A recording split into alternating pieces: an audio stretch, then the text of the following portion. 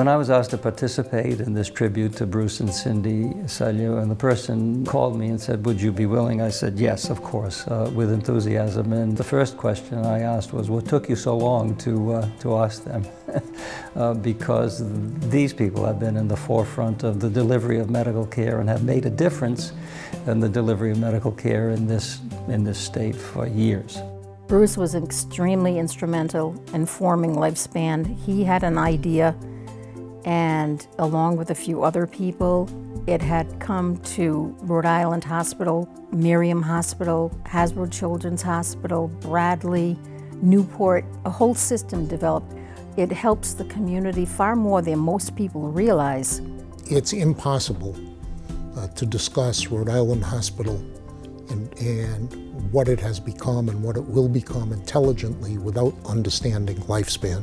It was in an effort to ensure that we could optimize the potential of these individual institutions. Lifespan, to me, is proof positive that the whole was greater than the sum of the parts. And that whole would not be what it is without Rhode Island Hospital. The only one who can really keep up with him is Cindy, who herself is an attorney and who translates him to the rest of the world and keeps up with him on his arduous task. They're a team. You can see it. They're equally open and inclusive, welcoming, helpful of each other and of other people. In my opinion, Bruce is probably the smartest person in the state of Rhode Island. He is known nationally as being a lexophile, a lover of words.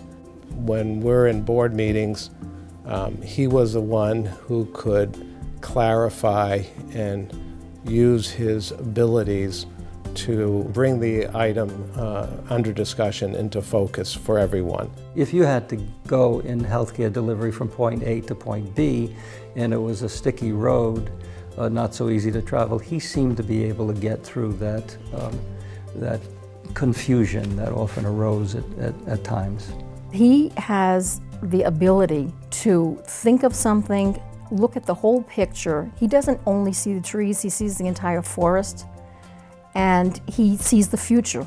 And he knows how to fix things, he puts things together. I'm pleased with the direction the hospital is going in, but I think we have to recognize that these are very difficult times.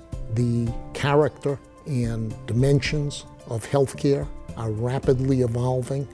I think that the leadership of the hospital, people like Tim Babineau and Peg Van Bree and the board, recognize that. And I think that we can all be confident that they are moving us in the right direction.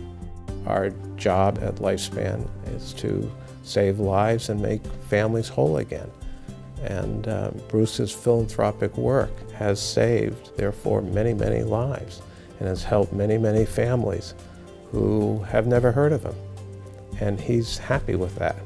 The doctors in Lifespan, I think there are 1,500 of them, owe you an enormous debt for the literally thousands and thousands of hours that you put in establishing this health system as a premier health system in the state and local region.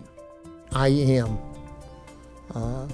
very honored to receive this recognition from Rhode Island Hospital because the hospital has meant so much to me over the years.